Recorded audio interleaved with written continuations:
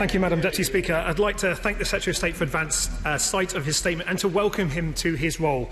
I have a lot of time for my fellow West Country MP and I regard him as decent and competent, and I look forward to working with him.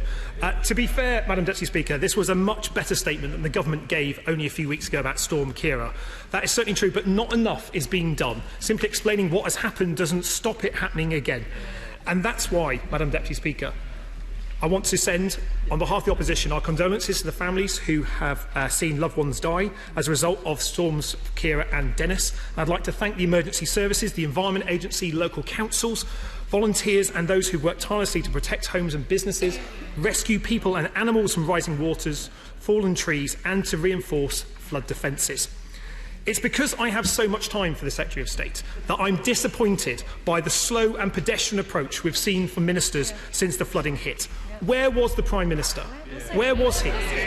Why wasn't a COBRA meeting convened? Why was there no national leadership from this government? Why has the Welsh Government and communities in Wales not received the same extra support as those in England? During the general election, the Prime Minister reluctantly visited floods hit communities to win votes. He was out with his mop, pushing water around shops, but now he's got his majority, he's nowhere to be seen, he's missing in action. He was taking a break in a mansion in Kent instead of giving our nation the leadership those communities underwater genuinely deserve. We know that the climate crisis means we'll see more extreme weather more often, and the consequences will be felt most by those communities that are most vulnerable. Since Parliament declared a climate emergency, it's clear that government needs to do things differently, but they're not yet. And I say to the Environment Secretary that needs to change. I want the government to wake up to the reality that more extreme weather will happen more often. It's not a one-off incident. They're not freak accidents. This is the world in which we live in, and we need to have a proper plan for flooding that is going to address the causes and help those communities that are underwater. This plan needs to match the scale of the crisis with proper funding, reversing austerity cuts, making sure that it's available to those areas that suffer the most, a new plan that isn't bound by matched funding rules that discriminate against poor areas compared to the more affluent ones. It must look at catchment management, upstream solutions, tree planting and hitting tree planting targets, making sure that we're holding more water upstream.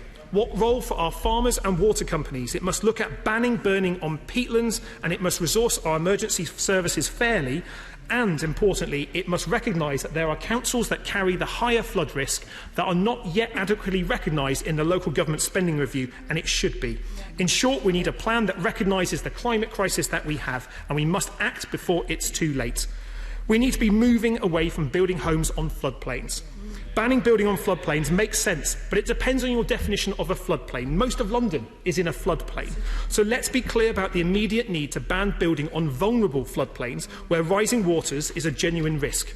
So will the government continue to allow house building on those vulnerable floodplains against the advice of experts? What extra steps will the government do to listen to those communities that have been devastated by 2 successive storms? Will the government allow homes built after 2009, especially those on floodplains, to be covered under the flood reinsurance scheme where they're not at the moment? You cannot build flood defences with austerity or government press releases. So by what date will the government have reversed the austerity cuts to flood defence schemes that those opposite so enthusiastically voted for in the past? I wish the new Environment Secretary a very long and prosperous stay in his new job, but I offer this one piece of advice.